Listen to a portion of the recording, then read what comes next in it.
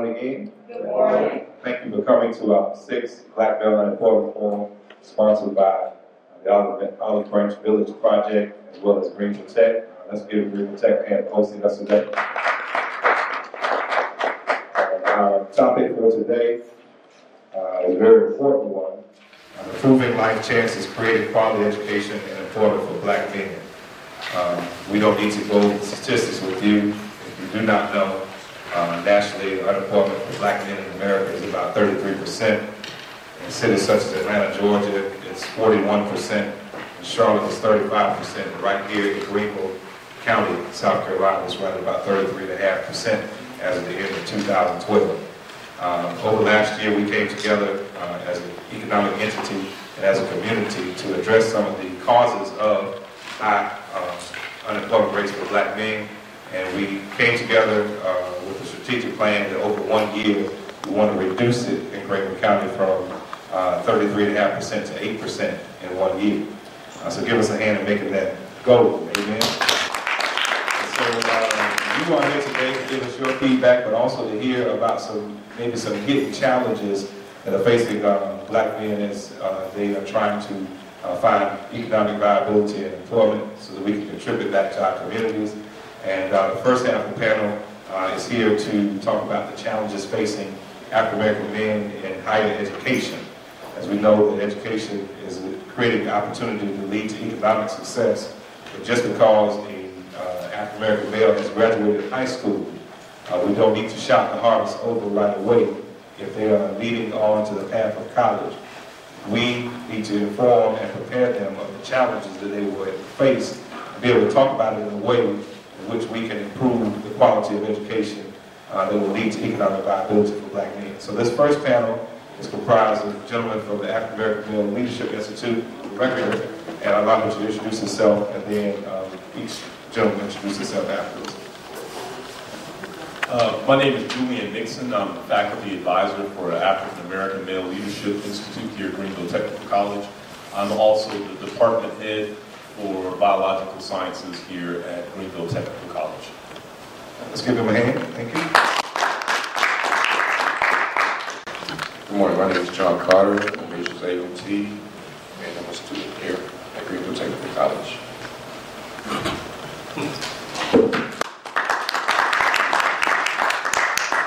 Good morning. My name is Harold Callam. I'm a student here at Greenville Tech. I graduated in May with my associates in human services with honors, and I'm currently attending Greenville Tech, working on my associates who have applied. Good morning. My name is Marquise Speaks. I'm from Lawrence, South Carolina, majoring in elementary education, as well as a member of the Call Me Mr. program. I want to begin our first part of our discussion with a quote from a book, very important book that's part of our discussion today. The quote is, "Behind the 21st century curtain of colorblind public sentiment lies an often ignored reality shared by many African-American males. Racism continues to thrive and often drastically affects their lives." Dr. Fitzgerald, the author of the book, draws on his extensive interviews of Black males to reveal the experiences of racism that continue in public schools and in American higher education. Using empirical data and the methods of sociological research, Fitzgerald analyzes how the persistent effects of white supremacy in education have threatened the psychological and economic welfare of Black males. The effects often last well into adulthood. Unraveling the subtle and the overt mechanisms of institutional social control leads to Fitzgerald to propose to reduce structural racism and improve the lives of African American youth. So that is the issue. We're going to put it in the form of a question. We'll begin with you, Dr. Nixon. How do we improve sensitivity regarding the struggles with racism that often hinder Black men from graduating high school and college? One of the first things that we have to do is we have to disprove the mentality that people have towards racism. I think that when you say racism, the first thing that comes to people's minds is they're still thinking about Selma, Alabama. And so because Selma, Alabama is not happening in their high school, they think that racism doesn't exist. But racism can exist the minute you walk through the front door. It's a mentality. Yes, the laws did change in the 60s and the 70s, but hearts didn't. And so there's still certain stereotypes. And I experienced that stereotype a few months ago. We had an event here at Greenville Tech, and I dressed down for the event. I didn't have a shirt and a tie and a suit. I literally came in with a Chaps shirt, some Sean John jeans, some Adidas on, and a hat, and none of my colleagues recognized me. Wow. Nobody did. And it wasn't until the very end of the event, by the way, it was an MLK event, it wasn't until the end of the event where someone looked up at me and said, "Oh, it's you." And so there's a perception that's already there. He's tall, he's young, he's black, he must just be one of the students that are here, instead of seeing a person that they see every week. So there's a perception that we have to go ahead and get rid of. When we talk about racism, we're talking about, I'm putting you in a preconceived block in my mind because of the color of your skin.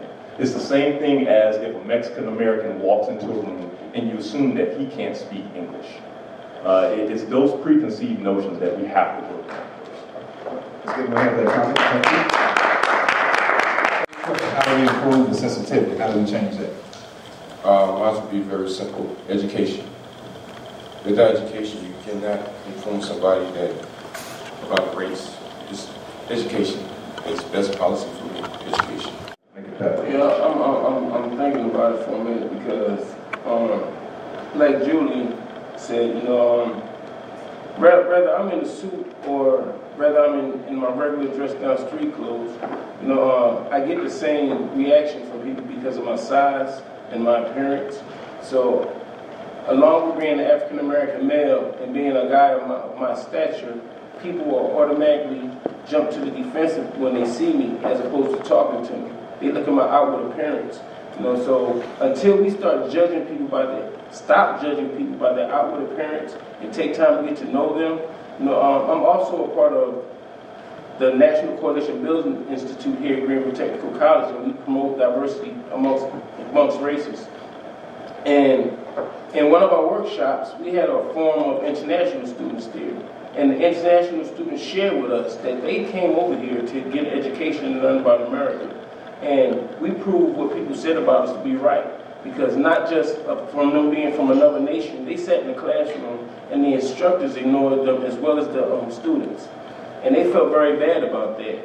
So until we stop looking at people for their outward appearance and start looking at them from within, then we're still going to be stuck in this revolving door syndrome that we're in. We have to take time to talk to people and get to know them as an individual as opposed to a stereotype. In addition to what Jay said, education, not just education, but going past education and educating our African-American young men on black education, because so many of my peers in high school, I graduated from Lawrence High School in 2011, we consistently allow our administration and our teachers to place us in these little boxes. Oh, you need to take tech prep, or no offense to Greenville Technical College, but it was most white students went to Clemson and USC, and all the black students were encouraged to go, oh, your grades aren't that good. Let us send you to Piedmont Tech and Greenville Tech and Midlands Tech and let you bridge and prove yourself then. I feel like as an African-American young man, we don't, I'm a substitute teacher, and I was substituted in a class in February, and these students had no idea who Martin Luther King was. They had no idea who Rosa Parks was. They had no idea of the things that their predecessors and the people, the men and women before them did to better their future for today. So I feel like not just education, but going past that and educating them on themselves and where they come from. Question for this panel.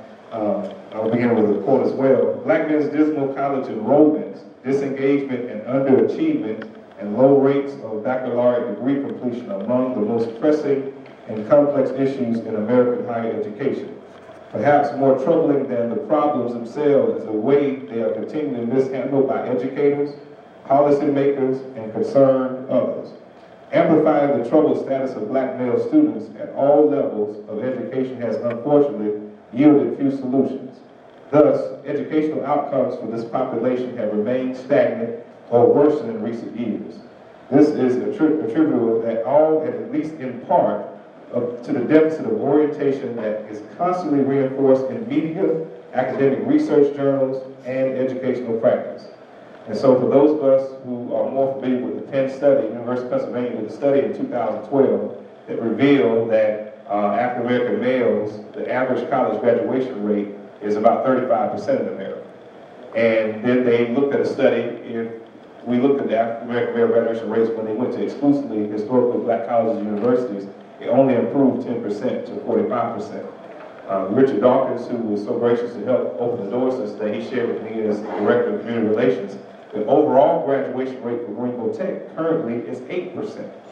And so what I wanted this panel to be able to open up and help us understand what is happening in the gap of the miracle of getting our black men to graduate high school, but failing to graduate college, whether it be a 2-year or 4-year school. Let me streamline this very much, because I've been looking at that data as well. 2 things. Number 1, exposure. If I'm 16 years old and I'm in high school, I'm around other 16-year-olds. So I can see that 16-year-old graduate from high school. That's not a problem. But how many African American males is the average 16-year-old around who's gone on to college, gone through college, and come back to do something in a career? Not many.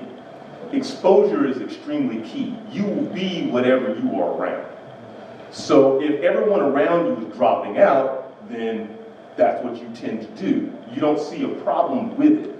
You have to, I haven't heard too many people draft a survey of young African American males from 9th grade to 12th grade to ask them how many college students do you hang out with? How many college students are you exposed to? How many college graduates are you exposed to? I was very blessed. Both of my parents were college, they went to college and they're college graduates. However, that is not the primary case. In the area of Atlanta where I'm from, they have a high ratio that says that you have a high propensity to wind up being in jail, have a child out of wedlock, and not be in college by the age of 20. And my house is actually in the epicenter of that data. But what I was purposely exposed to were college graduates constantly. So in my mind, I thought that was normal. So exposure is very key. The second thing is pipeline. We have to have an established pipeline. If you go online and you look up data for the state of South Carolina, look at the Low Country, look at the corridor of shame area along the 95 corridor. You will find that African American males graduate at a higher rate from high school than white males. But if you look at what they're exposed to there, it's kind of different from here in the upstate. It's an entirely different environment. But they have pipelines that have been established in local communities to say, okay, when you need help along the way, this is who you turn to get that help. And what I've noticed here in the upstate is we have a lot of people doing a lot of great things, and that's why I'm so excited to be a part of this initiative, is because we have so many people doing so many great things, but we're not in communication with one another. So what do I do when I meet a young man who's 15 years old and he's made a mistake? Who can I plug him into to keep him in the pipeline so that he can be successful? And we really need that desperately.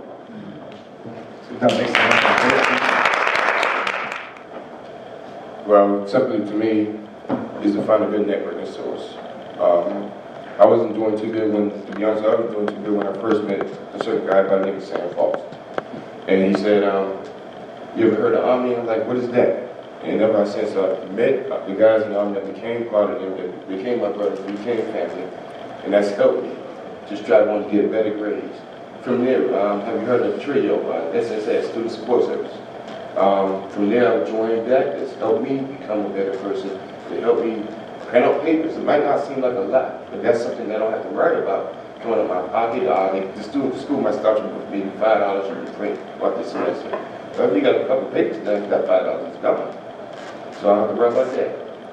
Another thing is support from a family. Going back to Mr. Nixon, I do have a stepmother and a father who was graduated high school. My mother passed away, graduated college, but my mother passed away, she graduated high school, so education was a part of the key factor to that too. So just the networking along with brothers and sisters, and also the structures make a good impact too. If the instructor's not caring about you, the facility is not good for you, you don't feel safe, you're doing from the beginning. Let's give him a hand. Thank you. Dr. shared with us an issue regarding a student, African-American male student in last semester, who lived in the house with his mother, his grandmother, his great-grandmother. He was the only man in the house. And he was forced or coerced to drop out of school last semester because his mother's car was repossessed, and she coerced him to use a student refund check to pay for getting a car impounded. So luckily, he was able to re-enroll in school this semester. He was two issues. He had to default on his student loan for last semester, and secondly, he's a semester behind for achieving his goals. Talk about that in terms of what your thoughts on how similar that challenge may be for other male students here at school, having to handle family pressure that may be adversarial to their academic goals. From my experiences here at Greenville Tech, I believe that a lot of it is what Mr. Carter said about networking and what Julian said about the pipelining, because when I initially came here to Tech, I didn't know what I wanted really to do except I wanted to help African American males that had substance abuse issues. And I wanted to get my certified addictions counseling license. I did not know that I didn't need an associate's degree, a bachelor's degree, and a master's degree to acquire it. But being ignorant to those facts, I came in here and I was just going everywhere. I took courses that I didn't need to take, and I took too many courses, and so my workload for school was counteracting my daily work that I had to do to take care of myself every day, and it became overwhelming. But as Mr. Carter said, I was introduced to TRIO Student Support Services, and I developed a network to help me. The system is very complicated. And coming straight out of high school, what I've noticed from talking to a lot of teens, they're coming from areas as far as whether it's Charleston, Myrtle Beach, they're coming from the Midlands, and they get here and they're away from family, they're away from friends, and they're lost. And they don't have a system in place in colleges and communities around the college to say, look, here we are, what do you need help with? So I've seen a lot of students that become overwhelmed and they fail out because they don't have a support system as far as tutoring, you know, and even though those systems are in place, there's no one there saying, here we are to help you when you need help. You know, I was taught as being a part of TRIO that you don't build a bridge when you need it, you build it before you need it. That way when you need it, it's already in place. And so we have these bridges in place, but there's no signs telling the students, look, here we are. You know, come to us if you need help. Matter of fact, come to us when you don't need help. So therefore, when you do need help, you already know where to go. You know, as I was former vice president of the African American Male Leadership, and what I did during my vice presidency is when guys came into Omni, I would take them to different areas around the school, over to the University Center. I would take them to different instructors. I would take them to different people that were in place and introduce them to those people. So when times came, they already knew where to go to, and if that person couldn't help you, they were linked to somebody that could help you. So we have to have advertisement, so to speak, you know, and that's part of what Omni was created for, because of the low retention rate of African American males in two-year colleges and institutions. Because we all know if you don't get through getting your associate's degree, it's going to be even harder and more frustrating, and it's going to be a deterrent to you to want to travel on and get your bachelor's degree. As the information said, we have a low number of graduation rate of African American males with their bachelor's degree. And it's because the first step, the first bridge is so complicated, it's so troublesome to get over with. So we have to put systems in place, and we have to let people know that we are here to help you know. And I thank professors like Julian and Mr. Dawkins, because even when I didn't want to participate in things, they pushed me and encouraged me, and they was there to say that you can't do it, and if you can't do it alone, we're here to help you. That's what we're here for. And a lot of young, I've known also guys that have dropped out, male and female, because they use their student loans and money for other things. And then, I mean, if you notice, if you come here right now, if you come here Monday, the parking lot is half full, because students have gotten their student loan money, and they went out and they did stuff to take care of their family, because their family is putting guilt trips on them, because they come from broken homes, and that's all that they know. As Julian said earlier, if that's all they know, that's what they're going to do. We have to be an avenue to show them that that what you was doing is not wrong, but they taught you what they knew. We have to teach them a better and a brighter way so that they will be whole. And that's how I feel about that situation.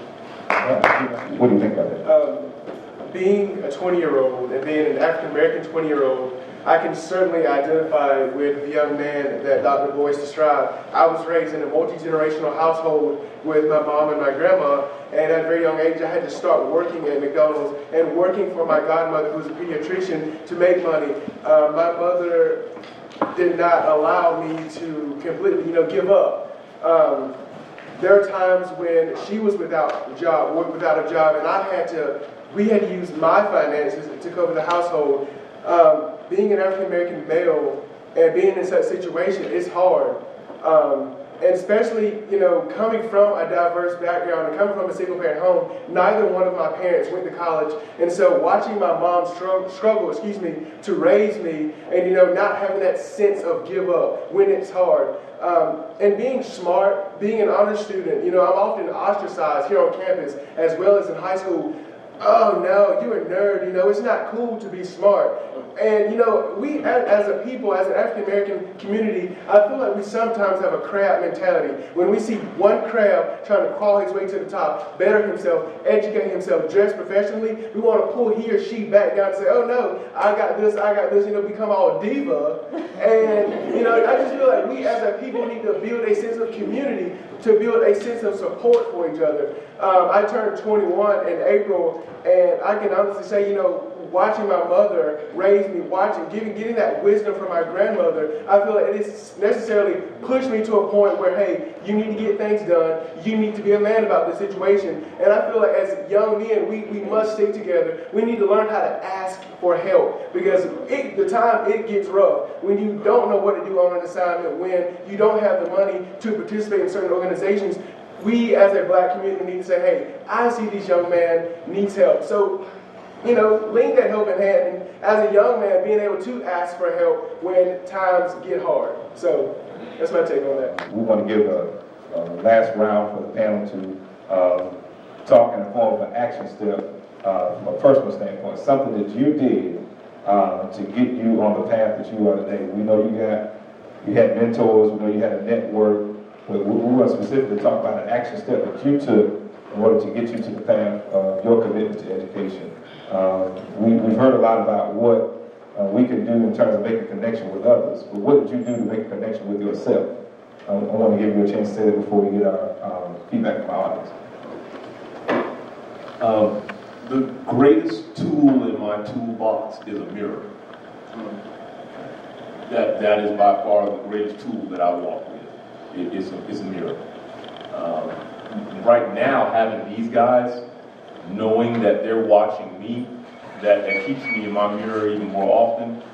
I found myself on academic probation. My undergraduate year, I had a GPA of a 1.96. I had $20 to my name. I had a 1992 Ford Tempo, and everything that I owned could fit in a box about this big. And I had to make a decision in that moment that I was going to go back and I was not going to do whatever it was that I was doing. And the first place that I had to start was with myself. And that's probably the most difficult thing to get young black men to do, is to get them to look at themselves, not to look at themselves to beat themselves up, but to say, this is what I'm doing and it's not working. And I had to do that with myself. And when I figured that out, when I went back to look at my transcript, my cumulative GPA for the next 2 semesters, not overall, but those next 2 semesters, was a 3.5.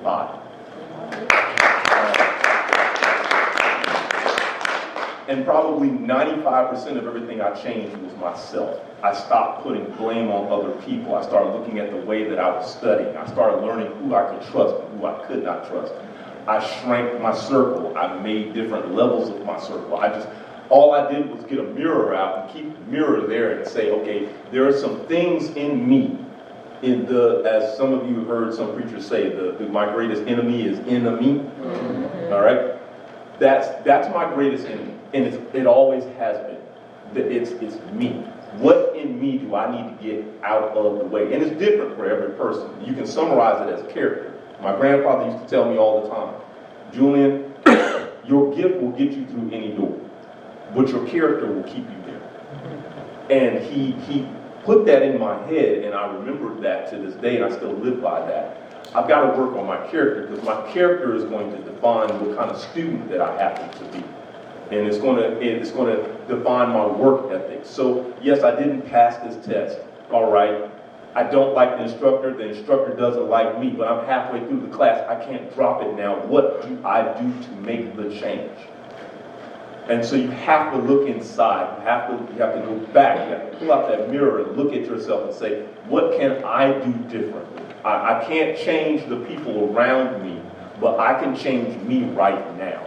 And by changing me right now, you'll be amazed at what you change around you. Your environment is indicative of what's inside of you. And I think as a black community, we've forgotten that.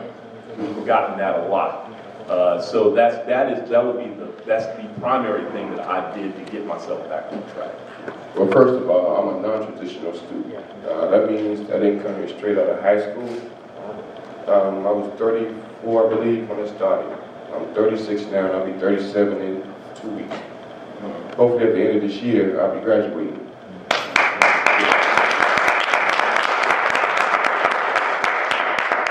But what have kept me going and on the right path was, again, networking and not giving up. Like Mr. Nixon said, I might not have liked that instructor, but I had to get through it. And once I got through it, I loved him or her. But make a long story short, let me see the best way to put it, would be, I take it one day at a time. As they would say, N-A or A. And also, God has to be on my side. I have to keep on praying, and I have to keep on having faith in myself and in my student organizations and in my instructors. If they're in their right mind and in their right place, God won't let them lead me the wrong way. Mine is two-part. I guess it would be like the mirror that Julian said, but I said reflection and awarding myself. First, I put God first in my life today, which I didn't do for so many years. And I say reflection because I have to remember the reason why I came back to school, and it was to help someone. And the reason why I came back to help someone because when I was a teenager, there wasn't help there for me. There was nobody that I could turn to and talk to. And I got to remember that today. Because there was no one there, I led a life of selling drugs, using drugs, going in and out of jails. I dropped out of high school halfway through the 12th grade. I've been homeless. I've ran for myself from state to state. I've lived in 5 different states, trying to run away from me, but I didn't know that I was running away from me. I just told myself that if I move here, then the people won't be there. But I didn't realize that wherever I moved, I took me with me. And it wasn't until I found that out and I decided to stop running that change began to happen in my life. I stopped running from me, like Julian said, my greatest enemy is within me. I'm in a 12-step program, and when I introduce myself as I'm an addict with issues and heroin is my problem. I keep it in the front of my head that I'm the problem. It's not nobody around me. It's the decisions that I make. And I have to be responsible for those decisions that I make. I have to be a man and say, okay, I made this decision. Now I have to live with the consequences, whether they be good or bad. And then I say awarding myself because I've learned to award myself. I learned to give myself a pat on the back. When I make a B on that test, even though I wanted an A, I don't say, dag, I didn't get that A. I award myself, say, you did a good job. I have to tell myself that I'm doing good, regardless of what's going on around me. Through that process, of accomplishing those small steps, I'm able to take bigger steps today. Since I've been here at Greenville Tech, I've had many accomplishments. I've graduated in May, like I said, with my associates in human services with honors. Along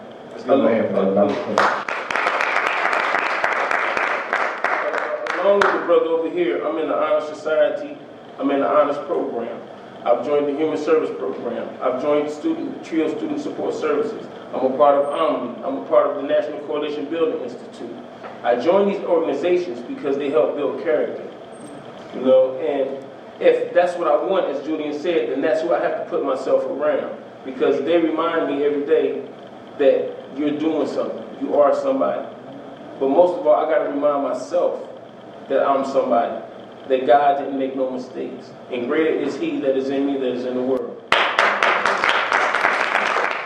For me, being African American, and not just being African American, but being a male, when those two things combine each other at the worst period of times, they war against each other. I feel like, being an African American male man, being an African American male, we sometimes get this mindset where we're around, because I'm constantly around individuals of a different race, and sometimes I get that inferiority complex, and I say, oh man, I'm not good enough, or my grades aren't going to be good as theirs. But no, I have to make sure Marquise, and I have to put Marquise in check and say, hey bro, you have to put your foot down. You have to look in the mirror, as Mr. Nixon says, and know who you are and do the best that I can do in the situation that I'm in.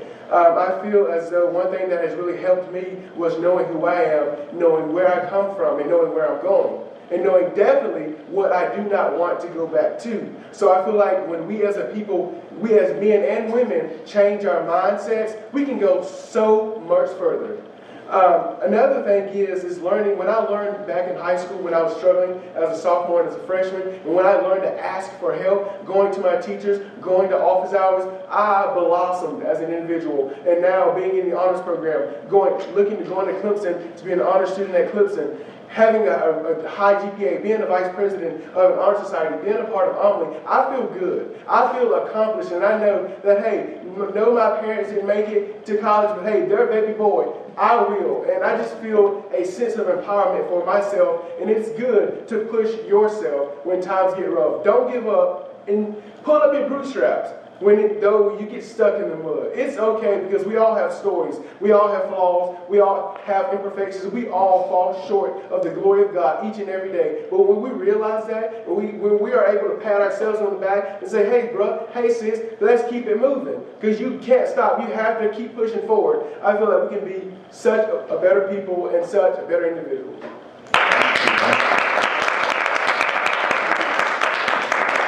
I'm deeply encouraged by what I've heard so far. Now I want to allow time for a few questions from you before we transition to our second panel.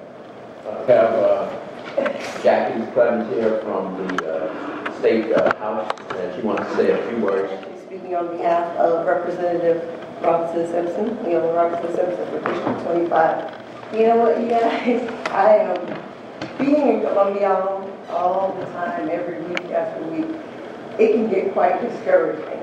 And seeing you, the four of you on the stage today, I am so proud, and it gives me hope and keeps me motivated to keep trying to fight and keep just trying to make a difference. All of you are you should hold your head so high, because you have come through so many different adversities, and you're all so very different. But I'm proud to be talking to you today and standing before you. And you know what? You guys are a shining example of the reason why we can't give up. And we should not stop moving. We shouldn't stop praying. We shouldn't stop trying. Because you know what? Even if it's just 5 guys at the next one, that's an accomplishment. But you guys are the key. Because we're losing a battle like you wouldn't believe. And the more I'm around the legislators, the more I realize that it's up to you guys and us and the people in this audience. Because they can't get it done by themselves. Olive Branch was started, the concept was fantastic. And the basis of it is community and reaching out to different people, different organizations, churches, whoever, to get things done, to make a change. A new friend of mine, another man I do admire, and he introduced me to Dr. Claude Anderson, who is, you guys have to go online and YouTube him, Dr. Claude Anderson, Power Economics. he talked about community. And as I look at you guys, did you know each other before today? And like, do you interact a lot before? Yes. Okay. You're a community. We have lost that. We've lost that in our neighborhoods. We've lost that within our churches. And we need that back. And he talks a lot about that. And the reason I'm saying that is because we have to get that sense of community back, because communities can make a difference. You know, it's hard for one person to always get up and say, this needs to change, this needs to happen, we want this to change. But if we get this community to talk with that community, and because I do a lot of the research for the legislation that she proposes and whatnot, and I actually just asked them to give me a list of every bill in the past 2 years that's been proposed that affects minorities, juvenile offenders, ex-offenders, children, low income, elderly, whether it's for or against, because I'm curious to see what's really being done down there. But she wanted me to tell you about 2 bills that she had just introduced. One is an income tax credit, which will give $5,000 to any employer that employs a formerly incarcerated individual as a full-time employee for 1 year.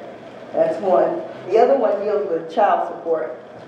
We know we have a lot of young men that have child support issues, and they may go to jail for not paying their child support and come out and they have no way to earn money to pay the child support, so guess what? They go back to jail. So this bill kind of starts addressing that, and we're trying to work with SC Works on developing a program for non-custodial parents that do have child support issues, to get them into a program where basically they're learning a trade, but also they would receive a stipend. Some of that stipend would be for them, but also to pay the child support and keep them out of jail. The one I'm working on now is called Ban the Box, and it's basically removing that box off of applications, job applications that ask if you've been convicted of a felony or misdemeanor. There are several states across the country that have adopted this. This allows someone that, like yourself, that may have a background, but you make a great employee right now. So all you need is a chance. You need a chance. And so if they look at your application, they can't just see that box check and throw it to the side. If you're qualified, they've got to interview you, put you through the process, give you that assessment, and if they still like you, it's going to be really hard for them to say, no, you can't have a job. That gives us something to go back to and say, well, why not? He's qualified, he made it to the second interview, so you got to give him a chance. If not, we're going to have to get some attorneys in here, especially if it's, something that happened a long time ago. So as we were talking, speaking about the Black Power movement from 66 to 76. And one of the things we learned during that movement was power, that on your own you can't make it. Because we don't, as a group, we don't have power. We can employ our people in significant numbers. And so often, as I say this, because I'm just going back to London myself, where I'm from. I've been to Africa, I've been to the Caribbean, I've stayed there for about 10 years now. And one of the things I'm finding here is that people participate in their own destruction. People are colluding with people to destroy themselves, their family, or whatever, because they don't understand power dynamics. We have to begin to understand power. Who's got the power? How are they using it? For betterment or for detriment? And I think that's the next step from self, looking at self, to looking at power. Who have got power over you? Who's affecting your mind? Who's affecting your mindset, your livelihood? So I think we really have to begin to understand power dynamics, or else we begin to blame ourselves for things we did not cause. We got to look at cause-effect relationships. What are the causes? What are the effects? Who is doing what to us? Who is influencing us at any time? So I think power is very, very important. Notice if I was a new student coming in, and I hear about the problems that they have with the money and different things, and I wanted to get be a part of your organization, what do you do, and how could I get in touch with you all so that I wouldn't be lost just running around here? What can your organization offer me as a new student? There are we have 2 advisors on campus that are always present. One of them is Julian Nixon. He's head of the biology department, so you can catch him over in the biology building. The second one is Richard Dawkins. He's the head of the Clements program. Those are the 2 main people that you can get in touch with. But also on Greenville Tech website, there's a link to the African American male leadership that you can contact us through as well. But the main thing I found to be to get you connected is when people don't check the Greenville Tech webpage. They go in, they click on their assignments, they do their assignments on Blackboard, and they log back off. The Greenville Tech webpage is an avenue to all the events that go on around this community here that we call community college. And you have to get involved with events, with the student support, with Eric Williams. You know, Eric Williams, he coordinates a whole lot of events that go on in the student center. You have to get involved in the community to know what's going on in the community. Greenville Tech is a community, but yet still some of us come here and we go to class and we leave and we don't get involved with the everyday activities that go on around. And when you don't get involved, you don't know. So sometimes we have to take that extra time to stop by the student center, stop by Dean Gaffney's office. She has an open door policy. You know, talk with Eric Williams. He coordinates a lot of activities. But the main thing is, like Brother Marquise said, if you don't ask, you don't know. You got to be willing to ask for help. And that's my answer for that one. Student having to take their student loan money and help the family out. I think one of the greatest things we can do is educate our community on making sacrifices, keeping the main thing the main thing. We should never have students having to take what should be used for education to take care of a temporary need. I mean, I understand, you know, you got to get your car fixed, but we got to look at the bigger picture, and the bigger picture to change a community, as the brothers have stated, is education. And if we continue to push to get little Johnny educated, then it may not come now, but over the years, he gets educated, he's got the job. Now Johnny can turn around and start helping and turning around and doing for the community. But a lot of times we kill the dream before we wake up. And I just want to kind of make that comment. What I will tell you that I'm willing to do, because I am an educator, information that we have sent to me, they already have my information. I work at Tanglewood, and this is what I'm hearing is correct. But the most thing I know, I've already lost 2 students in this past year, in the last 6 months, to death because of what we're seeing and what we're talking about. One of the things that I do know is exactly what you're saying is exposure. But when we deal with them, we deal with them on a middle school level, and I'm already telling them everything that you're telling them. The reason we have the issue that we have is because of how they are the environment. You're a product of what you are. And whether you are there or you have other things that I just dealt with some things that I had to deal with as far as what Professor Nixon would have talked about as far as racism. Sometimes other counterparts don't realize what they're doing. And because of our method, they cannot hear our message. And we have to teach them how to deal with the method when we're attacking things that people don't realize that they're participating in as far as racism. There's some things that just happen on the job, but everybody else was having dissension about it. I said, well, we just need to go ask. But the problem is that other people in authority situations do not want to hear you because of how you're going to talk to them. So then we have to teach them. The thing about it is the 2 that I lost, particularly, I taught them in 7th grade. I followed up with them through high school. And what we need to do is, just like you said, publicity needs to be out there. But the reason I'm here is because another brother, Mr. Moss, sent me information, put my name on that panel, and then send it out via email. What we can do is go back. I deal with Carolina High School, the top of dropout, however they're doing increasing. I would call me Mr. But if we don't know about it, then there's particular things. And we're talking about networking. That's exactly what we're going to have to do. When those names come out there, we've got students that are here now. But you have to service the whole child. Because I automatically know what you're going on to. All I can do is deal with how you're going to make it through, and these are your differences. One of the reasons that they don't find out what's at Greenville Tech is because they don't research. I already know, Mr. Dawkins. I already told you what was out there. When you call me, what are you doing? The reason I was so upset about those 2 individuals is because I talked to them specifically. Where are you at? Because the point is, the power that the gentleman was talking about is greater in the community. They service them what they are seeing. So what they see is what they acclimate to. Half the answers are already there. I'm teaching these young men right now, and they'll say, I already know where you're going. Because I've seen it for 12, 15, 20 years. Like, this is what's happening. How do you get around it? Have enough sense to wake up. It's got to be intrinsic. You got to tap into it. Nobody gets anywhere without getting the intrinsic value of understanding what's inside and then finding it. And what we do is we shine a light on it every day. I said, you can't do this right here and you look like me. Because a teacher that doesn't look like me would have just gotten scared. Do it again and I'm going to pull you out. Because if I don't pull you out, somebody else is going to write you out. That's right. That's right. So then we've got to take the time to put in the time and talk to them on a different level about what's going on, all the way up to the honor student. So you can kind of figure out where you are. We're open for it. I'm trying to work on something right now because I've got to go back and get the community that I've already taught. When I go to the high schools, it's stopping.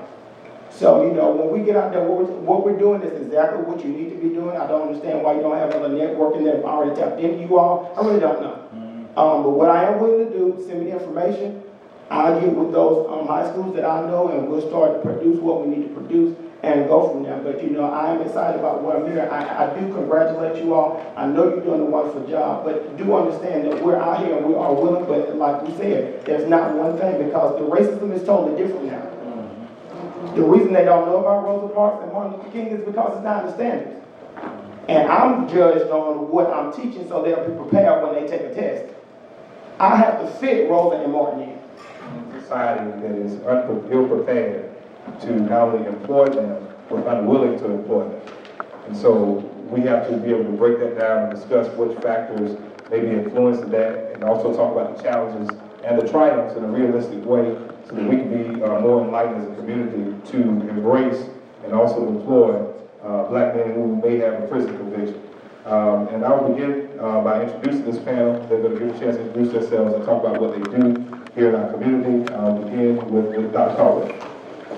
Hi, my name is Dr. Caldwell, and I am the Executive Director and Founder of New Mind Health and Care, which is a reentry services program. We work with anyone who is criminal justice involved. Basically, that means that you have a criminal history. You could have gone to prison and are just coming out. You could have never gone to prison. You could be on probation. You could be had a suspended sentence where you're partly supervised by corrections and partly supervised within the community. Our motto is to work holistically. So we look at reentry as not just being that about one person. It's about the entire unit connected to that person, be it spouse, be it children, be it community resources that you're involved with, which is usually probation and parole. We become an advocate. So we believe that reintegration is successful, but it does take an entire village to get it. I'm Marsha, Gilliam. I basically work in home health care.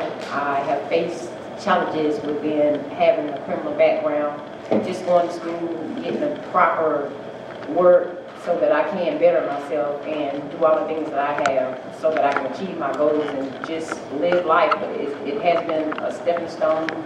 It has gotten me nowhere basically to see them, you know, shut me out, being that I've tried and because I've had a felony, they won't, you know, give me that proper education or give me a high-paying job. So it's kind of a railroad, something that has been keeping me from succeeding and excelling.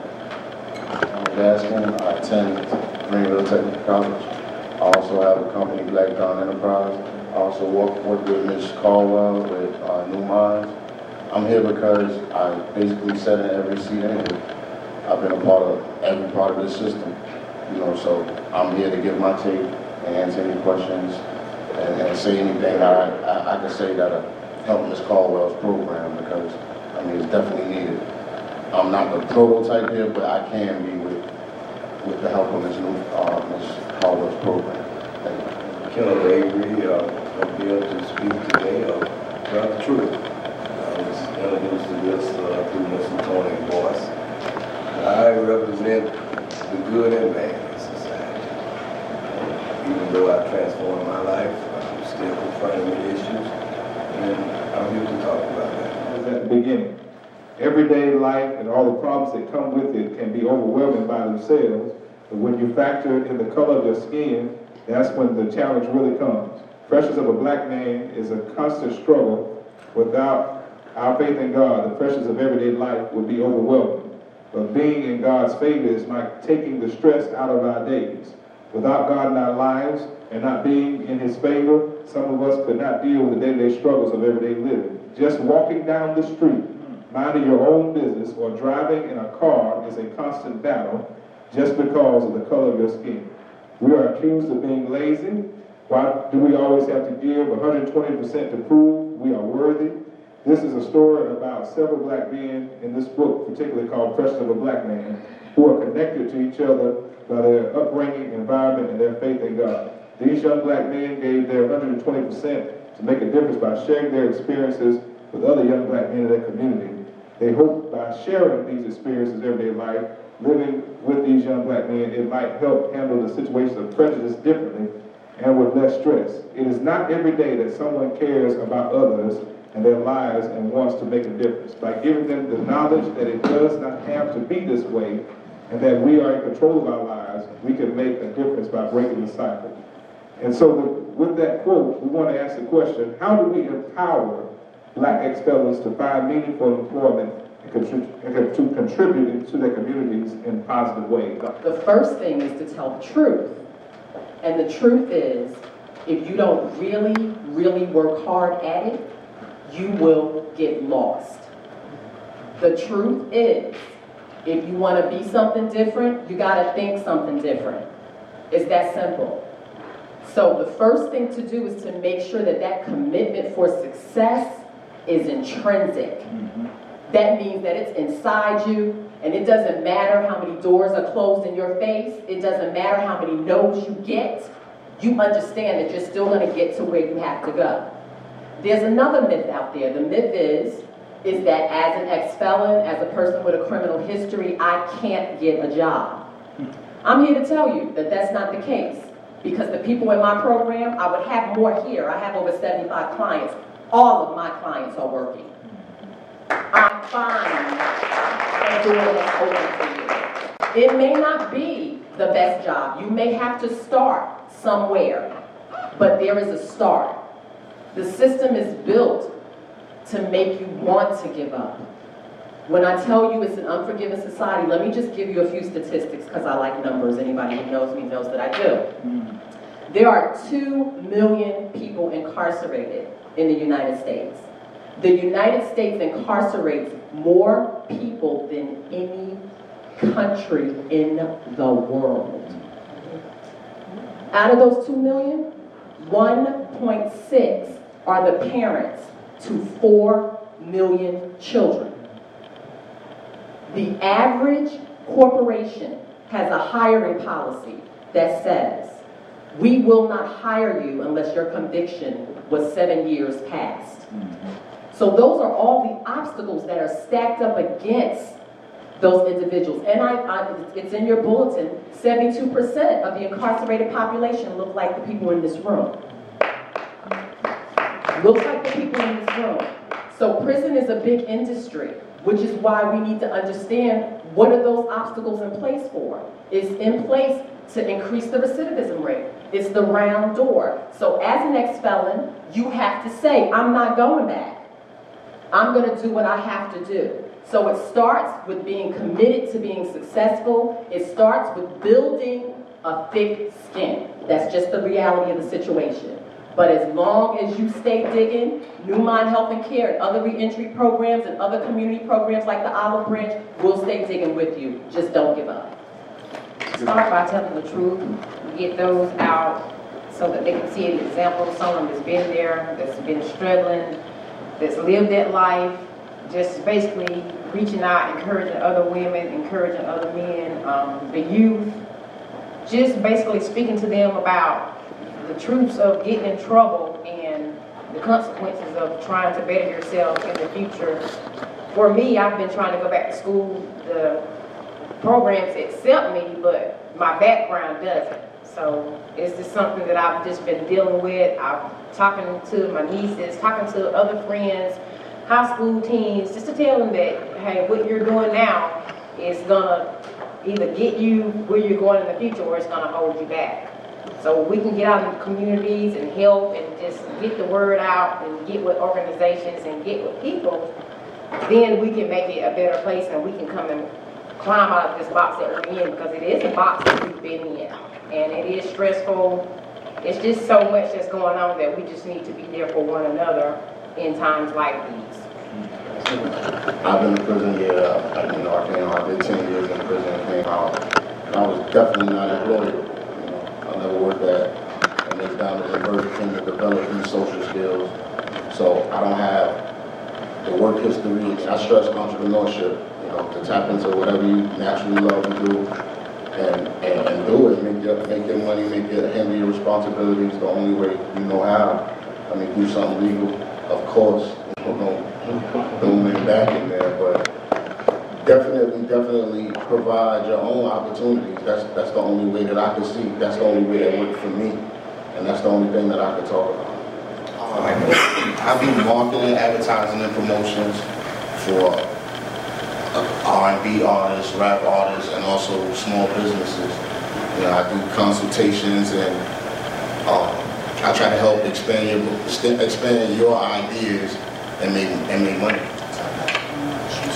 Oh yeah, I do have an online shoe store for ladies, and I'm also developing that into more clothing line of my own, and those are things that's just in the future. But right now, I do have the marketing, advertising, and promotions company. I do own the shoe store online, and I do have other several things in the making.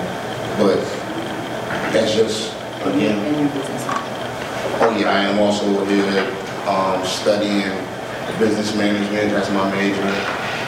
I've been doing that for 3 semesters. So, I'm giving myself a different skill set than the streets gave me, put it that way. Well, I spent some time in the penal system. I think initially you have to decide that you want to do something different.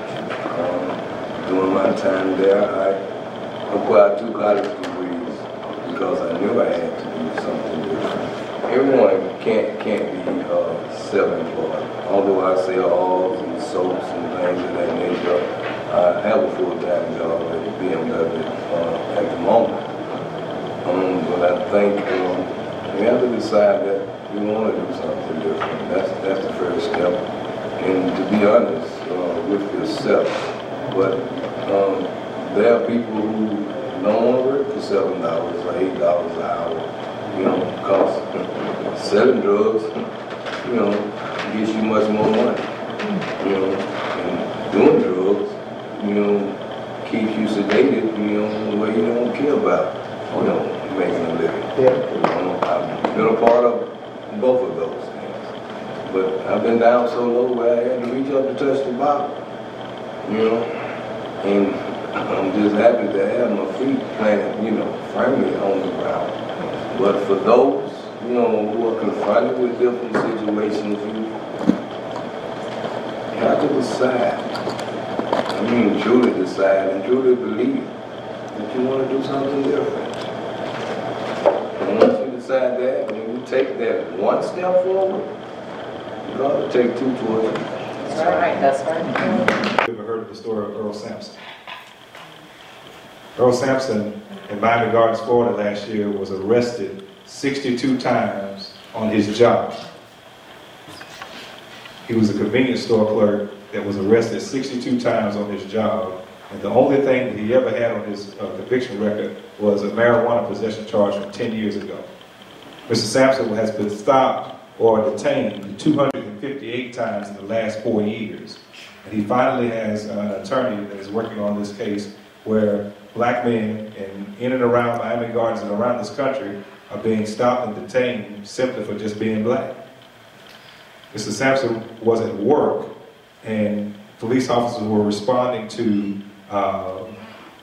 police calls from the area, but they assumed that because he was a black man at a convenience store that he was the perpetrator of a crime that happened in the community.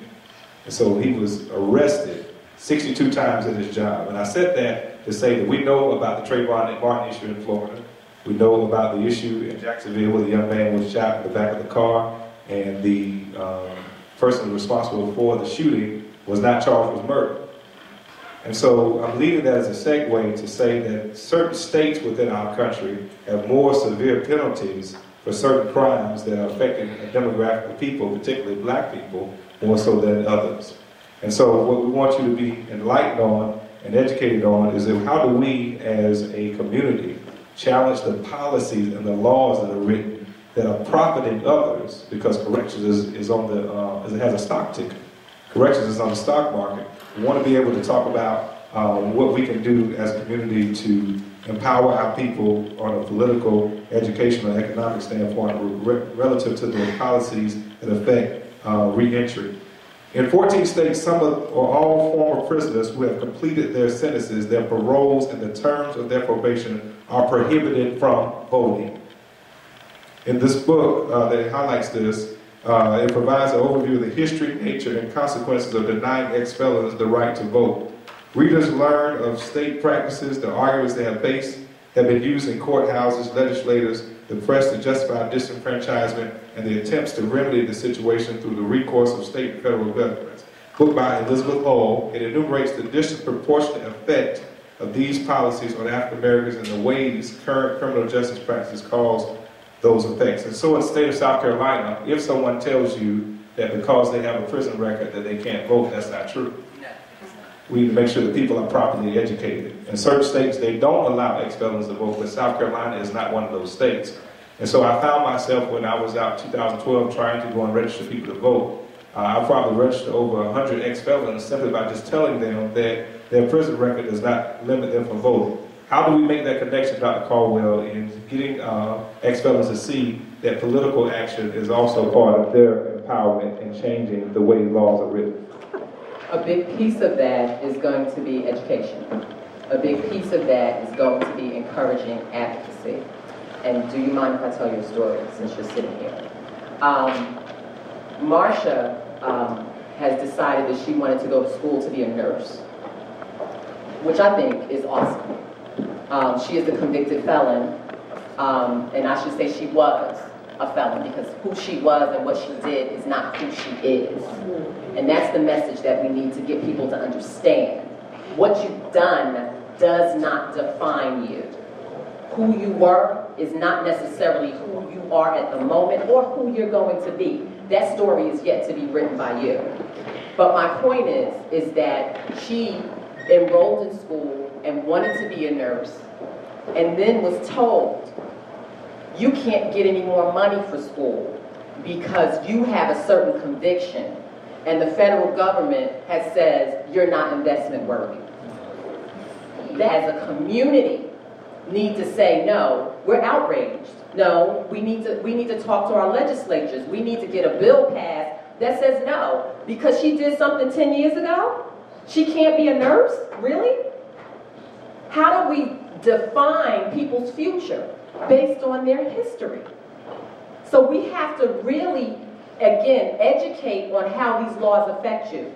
I don't know if you know, if you have a drug conviction, as of August 22nd, 1996, you can no longer get any type of food stamp benefits.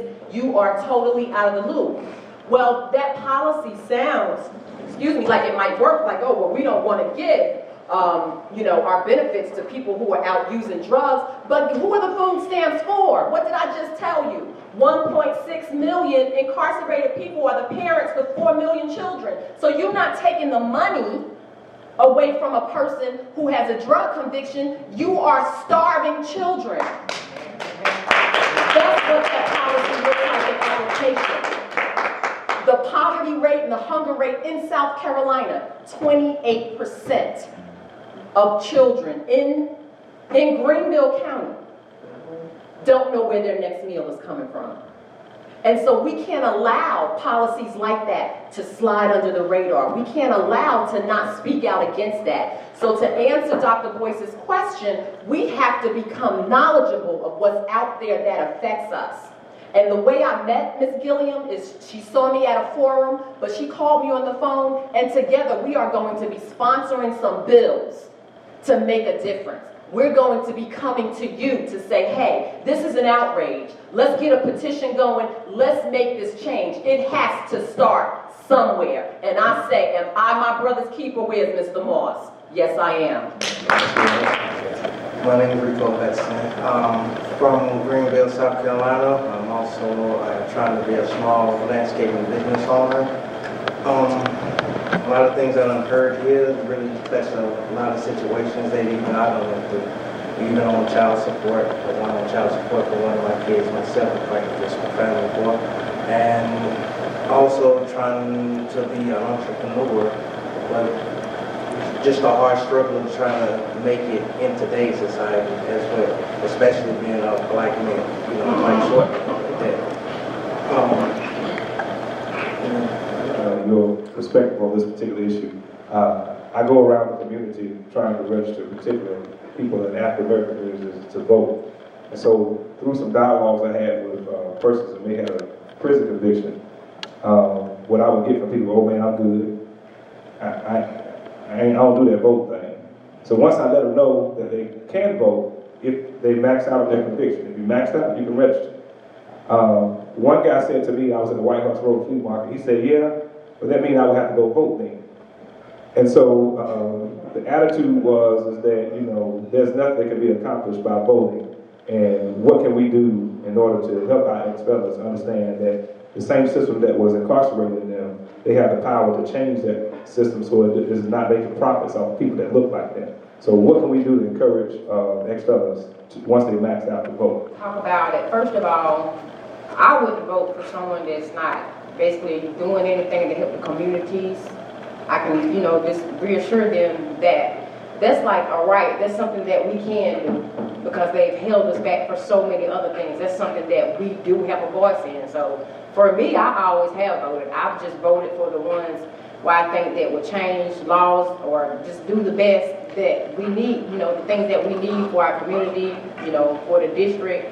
I've always went that kind of way. So my thing of it is, if they're just sitting back and not voting or don't have a say-so, then they shouldn't complain when things are not going their way, because it's basically lack of education. They're thinking that it's not going to make a difference, but it really do. And it's better to even have a say-so because we've been held back for so many other things. Why not? So I just think that there's this better power just to get up and go. You know, even if they don't know about who Democrat, you know, Republican, even if they don't know, just get up and try to do something that's good. That's a start. Let's give our hand for that participation. Get somebody, that can make decisions that has equity. In a situation like no one's really concerned about what's going on with people who's convicts and they don't go. So, you know, they don't talk to them. They don't deal with their issues. You know, it's political, so we have to learn politics. We in that position, like in prison, we talk about politics. We have the smartest people in the world. So all we do is watch TV and talk about politics. Yeah. But there's nobody that has the ability to make decisions that has any equity in them. You know, they're not a part of the 4 million children that don't get food stamps, so that's not their issue. If we don't have any representation, then, you know, it's not going to work. So what we have to do is basically have representation and understand the process. If we teach the process of politics, then we're, you know, the people that have equity in it, you know, the Marshas, the Ronald, that everybody else is out there advocating for this because we believe in it. We can't believe in it right now because nobody who makes decisions has any equity. Let's give a hand. How do we empower the ex-felons? To vote, to register and to vote. Register and to vote. That's a difficult task. First of all, I can't go to someone out on the block and just say that, you know, I want you to register to vote, you're eligible to vote because you was an ex-felon. I have to give them more of a reason. I have to go into how they would benefit their mother, or how it would benefit their father, or how it would benefit their kids. You know, those are the things that's touching the people out on the block. You know, because I spent the majority of my life on the block. These organizations, and I have nothing negative to say, about that they could represent change, and they say they are about change, and most of that is in-house change. See, that change never reaches the brother or the sister on the block. They don't even have an idea that the organization exists. You know, so let's take the change a little farther. You know, let's present it to the people by being in the neighborhood where the people are at. That's right. You know, when I was little coming up, Bob Jones came to my community, you know, to discuss and present, you know, their doctrines and their teachings. Jehovah's Witnesses come to our community, although we had in our own house.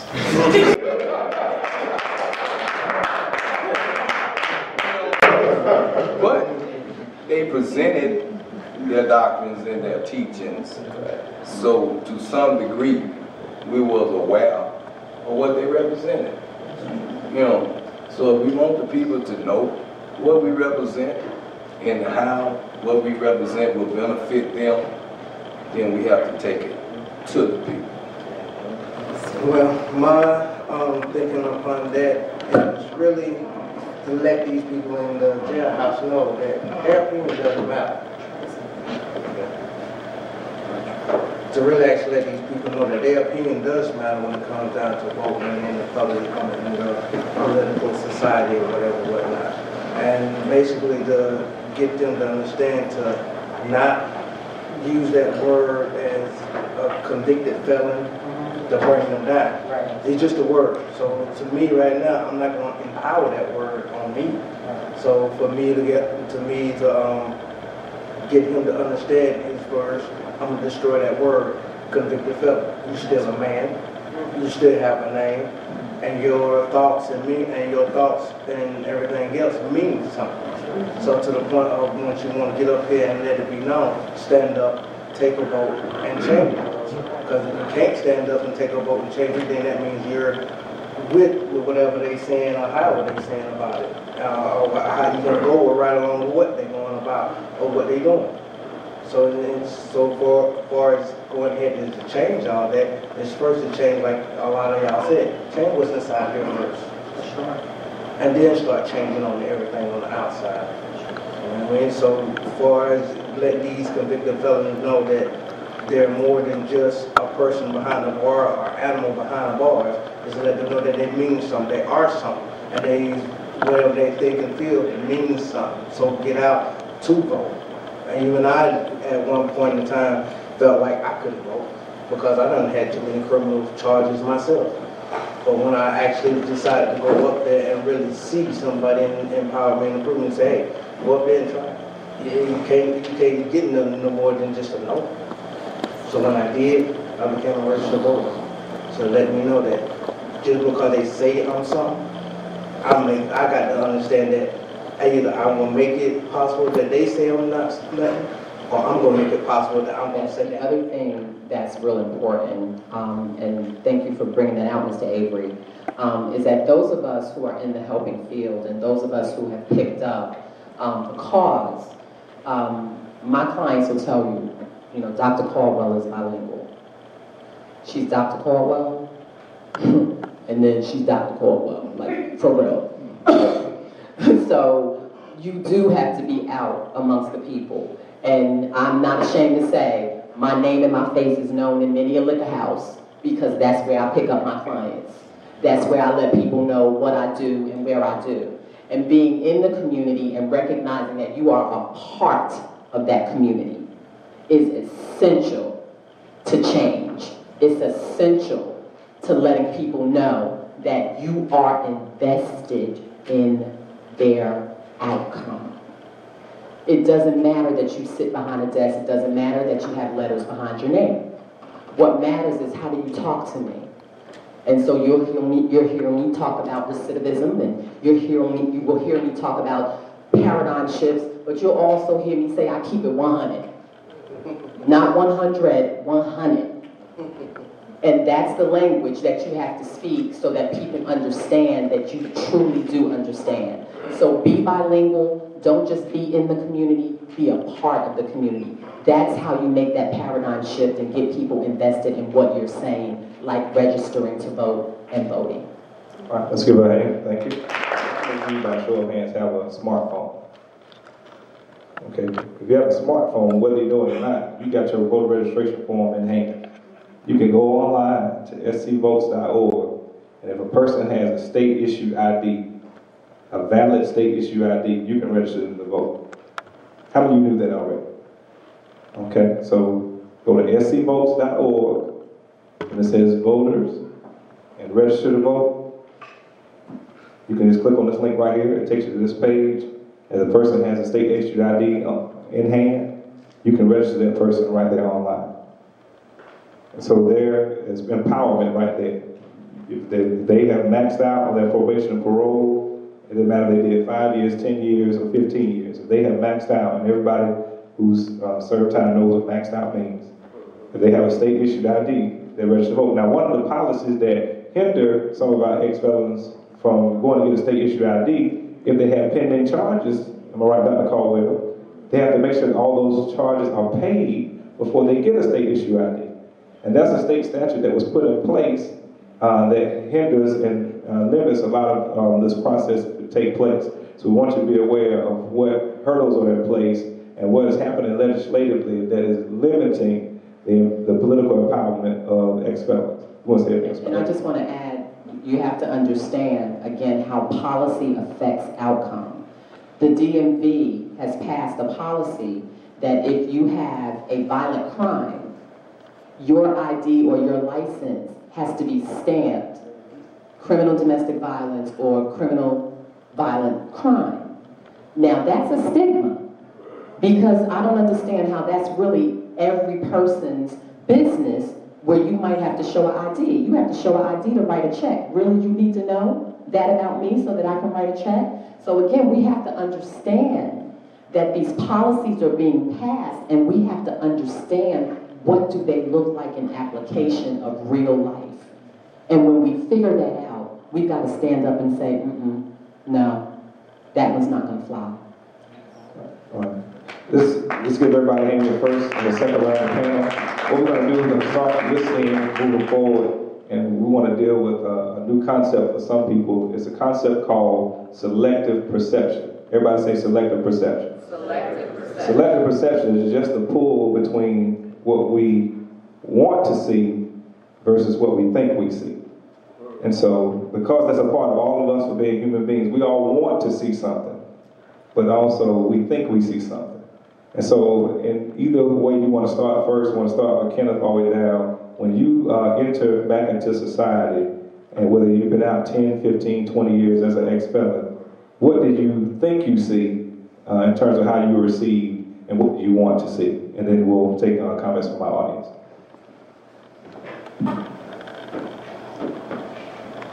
One thing, when a person is released from the penal system, he has a clear outlook.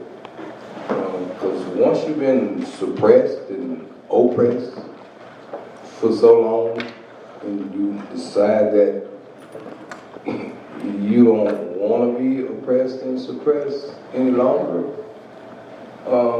your outlook becomes different.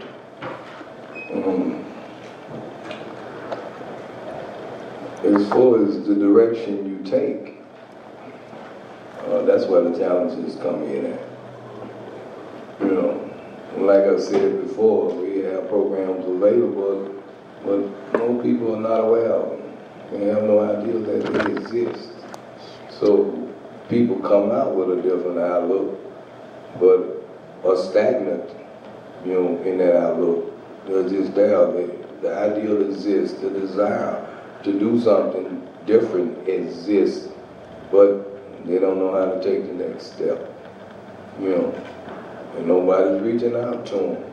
People come out of the penal system every day, you know, and the only thing, or the only people they have reaching out to them is the corner, the friends on the block, or so-called friends.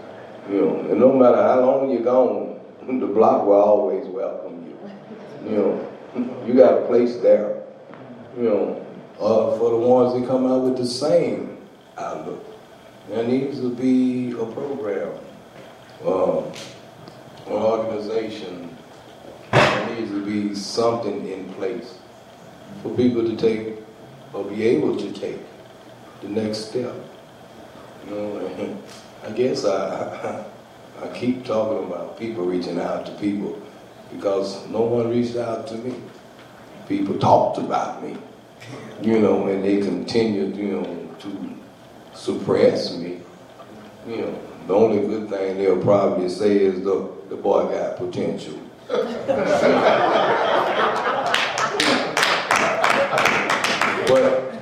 But he don't use it, you know, and that's a shame, you know. But so we have to emancipate ourselves from mental slavery. That's right. That's right. You know, and I hope the day will come when we do. You know, when I'm reminded of one of Bob Marley's songs where he says, "How good and how pleasant it would be, you know, before God and man, to see the unification of all Africans." I just got in touch with reality. Like, most people that come home from doing prison time, they're not in touch with reality. Like, we sit back and we think about what we could do, what we have the potential to do, but that's not our reality for most people. Most people can't come home and say, "I'm gonna start a business." Most people can't come home and say, "I'm gonna get a job," because you don't have any different skill set from which you came in. So, you know, you got to deal with reality, and the reality is different for each individual stepping out. And the programs there, they categorize you, you know. So the same process they go through to help this man is the same process they go through to help me, is the same process they go through to help her. And all of us share 3 different realities. And until you deal with reality, then, you know, you can't do nothing day one. Well, for me, I was just living comfortable. I was a partier. I always had the things that everybody wanted. I had so many women around me. If they needed the pills, if they wanted alcohol, if they needed the men. Just, I made it so convenient and comfortable for them to come to me for all of those things, and it was not helping me. I was struggling. I couldn't pay my rent. I couldn't pay my car payments. Tried to get education. I had no friends. But every time I would have a cookout, beer liquor, something to smoke, some pills, and I'm just being honest. Men, if they need to come up, I was that one to come to. It's serious. It's very serious. Now, do you think anybody knock at my door, calling me for anything? Support me? I don't have anybody here. I had a bad attitude. I had a bad temper. Being with many men, murderers, drug dealers, selling drugs out of my house, bringing them to deal drugs.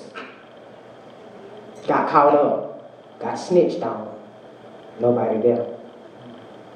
So as soon as I start changing my outlook and me wanting to do better and get educated, you know, I was working at MCI. It was a good job for a while until we got laid off. Things got real. I was basically all over the place with all kind of temporary companies here. I have resumes that can tell you that I've done so many things, but it was temporary. This is the longest job I've held down since I've been in trouble. 4 years of doing home health care. I can't get anywhere. I can't get a raise. I'm good enough to go drive my car from here to there. Sometimes having to go to Easley, sometimes having to go to Greer. Just to take care of someone else. But I'm not good enough to get more education and to do better. This is my first time that I'm actually reaching out to help myself within an organization. And it took my mind frame to call someone to get that help. I'm on Facebook every day. I'm encouraging. Do you think I get any likes? You let me post a picture up there. and I'm looking good, everybody like it. It's the truth. It's the truth. I've been out there, I've been in the streets. You know, I've been in the streets, and they probably couldn't say nothing about me either, but I got a strong hustle hand. That's not good enough for me right now. It's not good enough. I've been living in the house, slumlords, being cheap. I mean, I just wasn't just really taught, you know, how to save. I just been taught just to make it, you know, and I don't want to do that. You know, I have men coming at me, you know, want to sleep with me, send all kind of texts for money. That's not who I am. I try to tell my friends the same thing. I have friends on the back line which will message me or inbox me for things that I'm trying to do now, but they really don't want nobody to know that they're talking to me. But on the inside, they're seeking my help. So if I'm that one to not give you that pill, to not give you that drink, not to call that man, not to give you that blow, I can help you. Because I just can't be nobody's pusher. They're just using me. They're only using me to make them feel good. And like I said, now that I need somebody, nobody's here. So I have to turn to someone else to let them know that I've been in the streets. I've been out there. I don't even know what my next move is. Right now, I'm at 14 hours. Lost 2 clients. Nobody knows that but God. Call a prayer line every day. But I'm strong.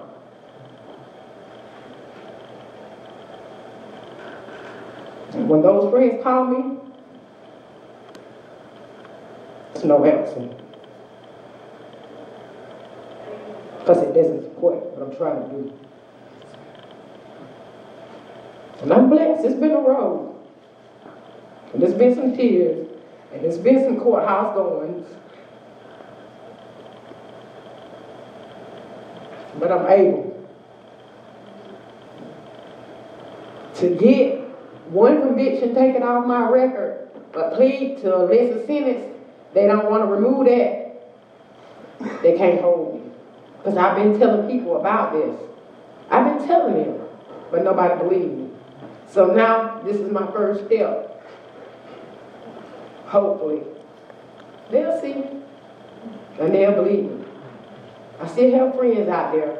Stopped and took a look at myself and really built myself back up and say that there's a lot of things I can do. There's a lot of things that I need to change about myself to make a difference. To handle certain situations that come up to me in a better way than the way that I used to do it.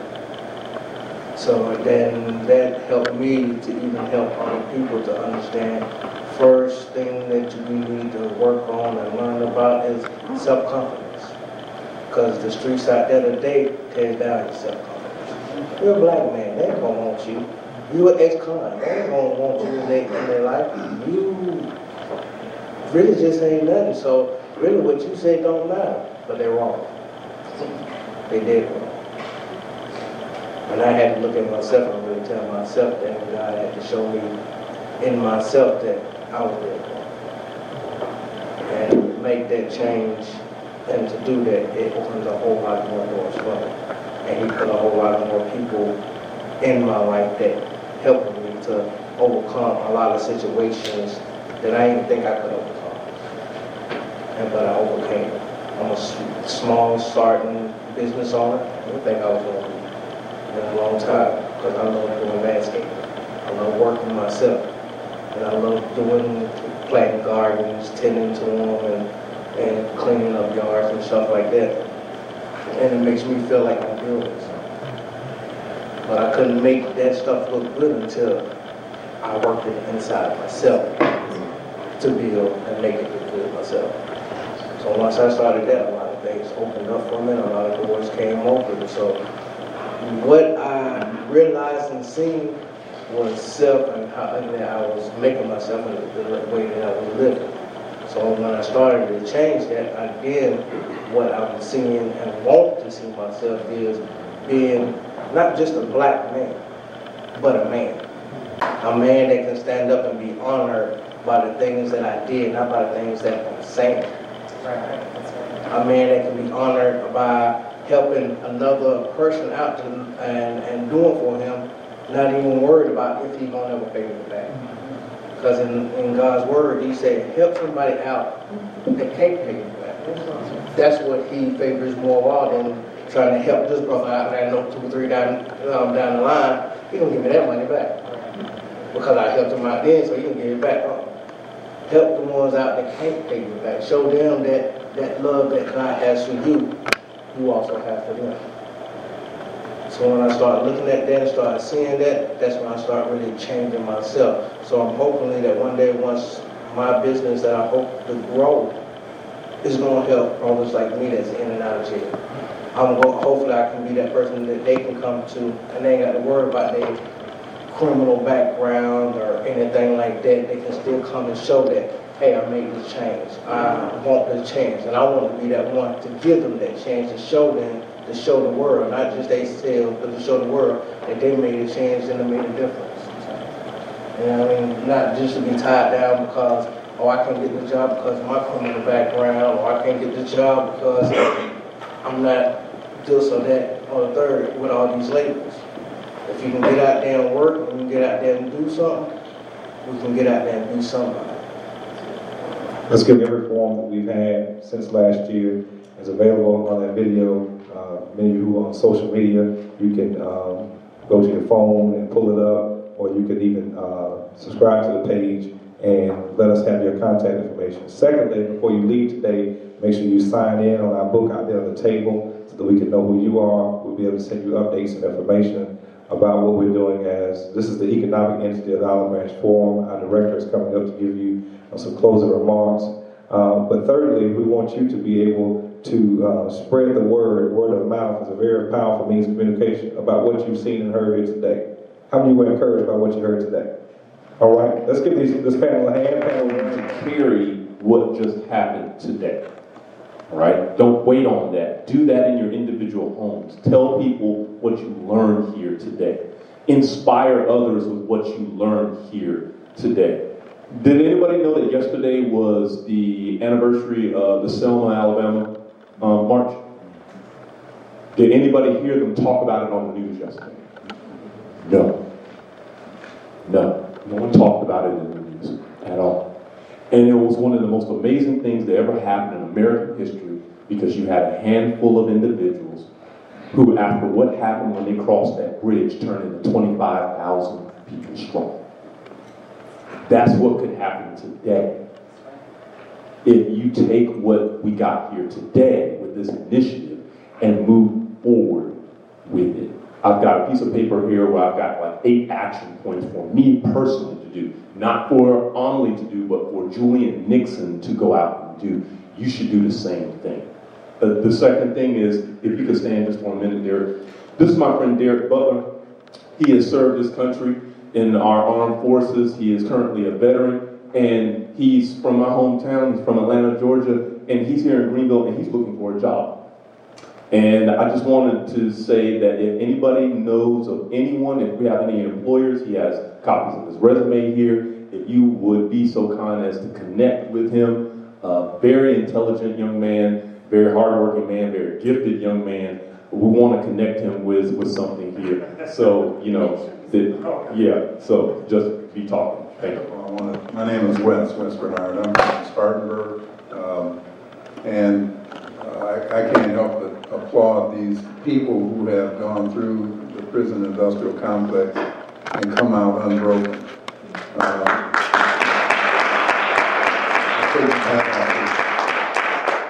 What we got to understand, brothers and sisters, is something very simple. We are facing a system. These brothers and sisters are victims of a system. If we're going to counter that, neutralize it, and destroy it, we have got to get organized and create a counter system. Now, bear with me. We got ingenious people in this auditorium right here today that could come together and create a think tank, do the research, create a presentation, piggyback on the ACA, the Affordable Care Act seminars that we're already hosting in Spartanburg. I'd suggest we do it all over the state. Every church in every black community ought to be a venue, a host, for those Affordable Care Act seminars.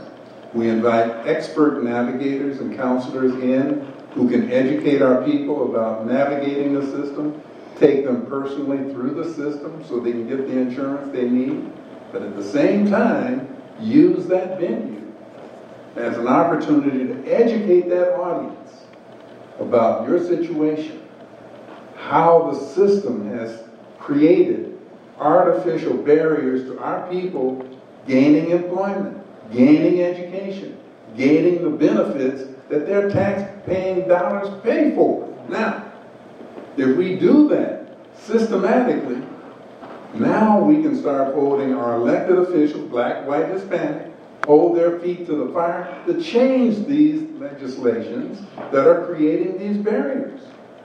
It's like anything else. Racism is a team sport. And unfortunately, brothers and sisters, we don't even know there's a ball game going on. You understand? So if we're going to be successful in helping these brothers and sisters and millions of others all across this country, we got to get organized. We cannot do this singly, individually, operating in our own little isolated corners, get burned out, frustrated, and say, to hell with it, I'm going to go watch the football game. But if we get organized and generate the kind of energy that I feel in this audience, in this auditorium today, and systematically develop a team to counteract what has been victimized these folks, and some here in the audience, myself included. You talking about a record? I stole some hubcaps when I was 18. I couldn't get a driving a semi-tractor trailer, and I was 65 years old. They brought up a record that was 40 years old. No, you can't drive truck. So I feel you. I know where you're coming from. Okay? Let's think about developing a systematic approach to changing this situation. That's the only way we're going to make this thing happen. Okay? That's my piece. I've got multiple sort of thoughts running through my mind right now. The first is, I was really touched by the first panel. The gentlemen who were maybe who are sitting right here. I see you guys walk in. And the folks up on the stage right now, it's important to get the message out, but one of the things that I want to be really, really clear about, for those of you who don't know, I work a lot with SC Works, a lot of different organizations. I've got a GED initiative that's in works right now in their state legislation. Many people do not know that the GED changed in January. It's completely computer-based. It's going to throw up a lot of barriers. We have 555,000 people in South Carolina who don't have adult basic level education, i.e. they don't have a high school diploma. So in saying that, let me say this. With the idea about outreach and programming, I know I've worked on a number of initiatives in the last 2 years where outreach was extremely difficult because even when you are out in the street, folks don't follow up on some of the basic things that they need to do. Marsha, is it?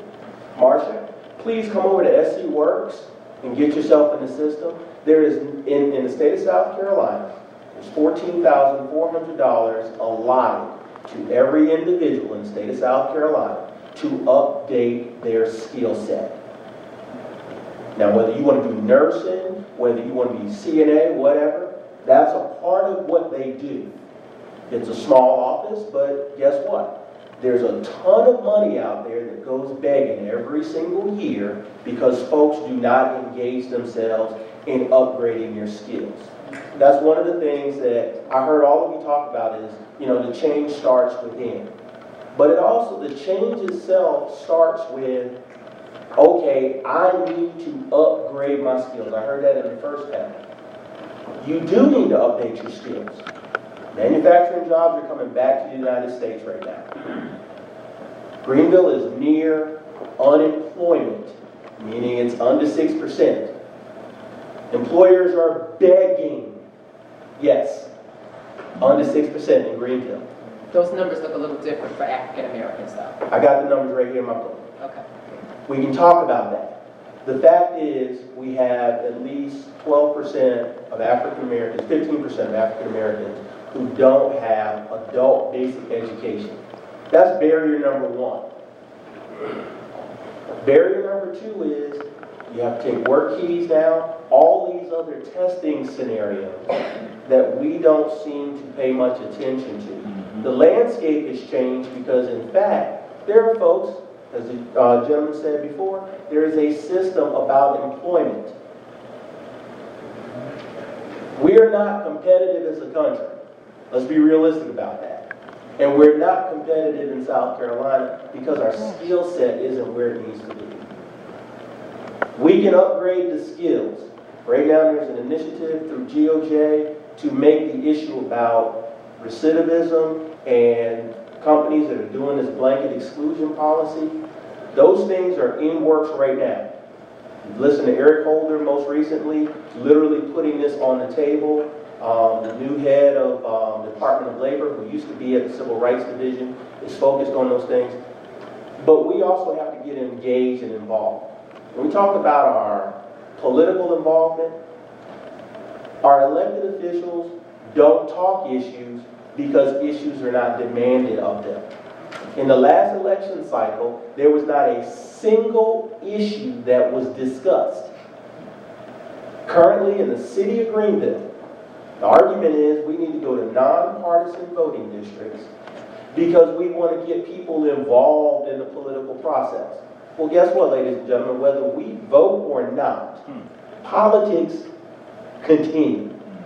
If you know anything about the west side of Greenville, you know anything about Scott Towers, you know anything about what's going on with the communities of sustainability, where the city poured in $3.5 million to do a study on Negro removal.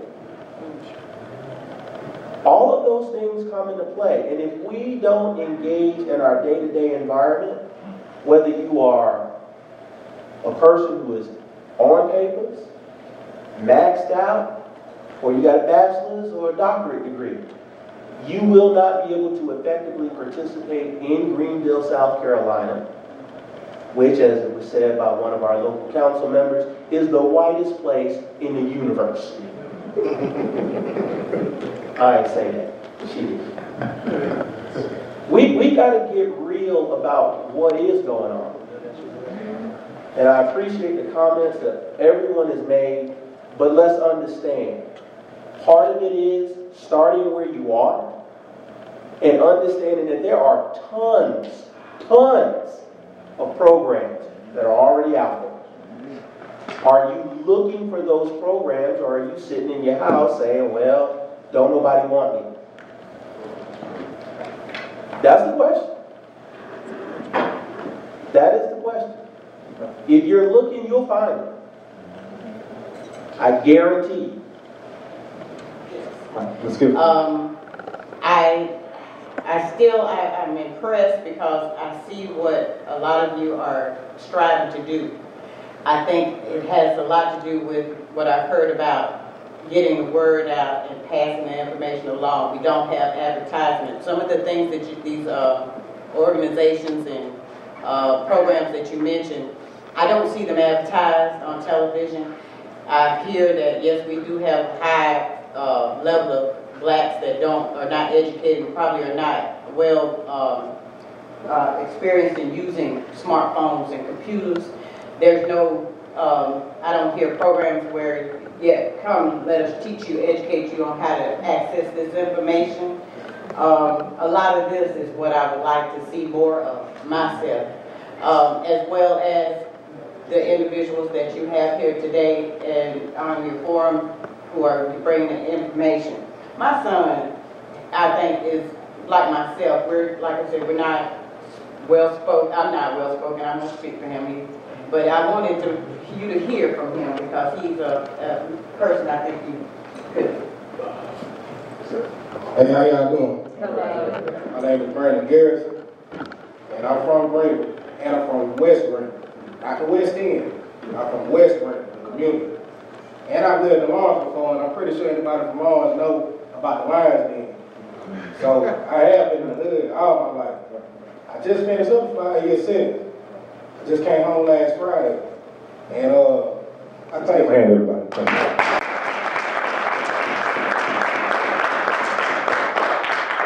You know, there's a couple people up there on the panel that said that they've done some time or whatever. The thing that I really didn't hear addressed is this. See, when you first come home, like responsibilities do not stop. You know, I got a daughter. Responsibilities do not stop. I was blessed to get into a pre-release program before I came home to let me work and save a little money before I came. So I didn't come out here flat broke. And I still got a couple of, you know, material possessions. And my mom, with my backbone, to help me not have to take so much pressure straight off. But really the thing that lure a person back to the block is coming home, you ain't got no financial nothing coming in right there at that moment. So now it's like, what am I gonna do? The only thing that you know to do to get some money right there and there to start taking care of these responsibilities are usually the same thing that you're doing before you left. And then if you don't have somebody like my mama who's willing to give you a roof, free, everybody don't have that. You feel what I'm saying? Everybody ain't got that, so that's a lot of pressure to get out there and start doing the same thing. So I know Rico know me.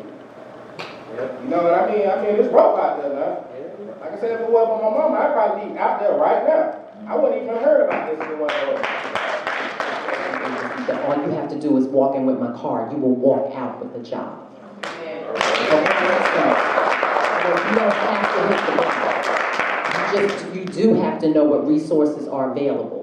And again, that's why I say we have to support ourselves. We have to understand who in our community is doing things for us. The Bible says, what you do for the least of them. Do you understand what I'm saying? So again, anybody will tell you, when you talk about New Mind Health and Care, it's not a philosophy, it's an activity.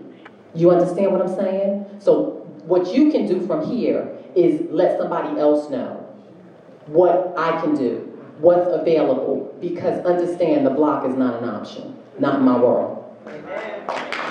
Founder of our French Village Project. I don't know whether to rejoice or cry.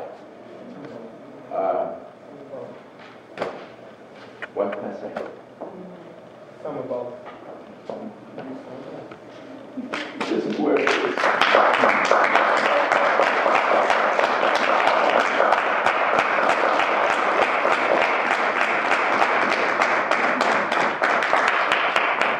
This is real life.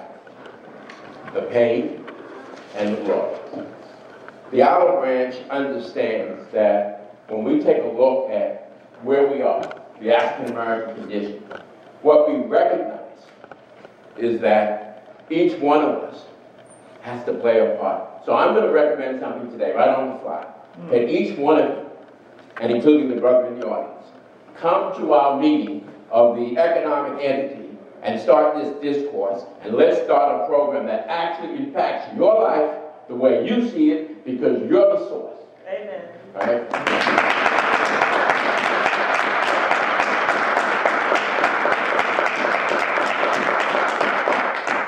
Don't have much to say today, other than the next time we meet, we want this audience full. That's right. Right? We want everybody carrying the message, not only of this panel, but of the first panel, because this panel has a prison encounter that they have to deal with, an obstacle. But the first panel had educational obstacles that they had to deal with.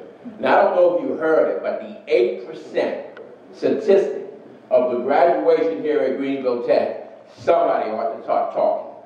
Yes. Right? Yes. And if we don't start talking, and if we don't come together, because it does take a village, and that's where the village comes in. But it also takes the olive branch, because there are people who don't look like us, who don't think like us, who are not like us, who don't care about us. But we do still need to pass the olive branch.